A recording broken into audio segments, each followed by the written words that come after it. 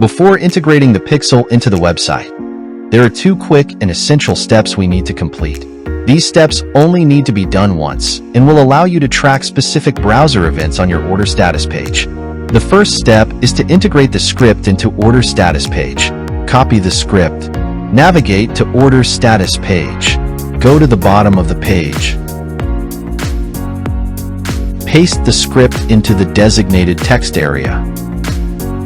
Once pasted, save the changes for the order status page. The next step is to enable the Delta Pixel app in Theme Editor. Go back to the Delta Pixel app. Click Done Next. Go to Theme Editor.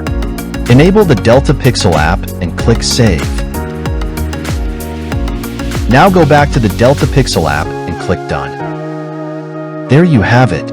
With these two easy steps, now you can track your browser's side events properly, and now you are ready to integrate the pixel into your website.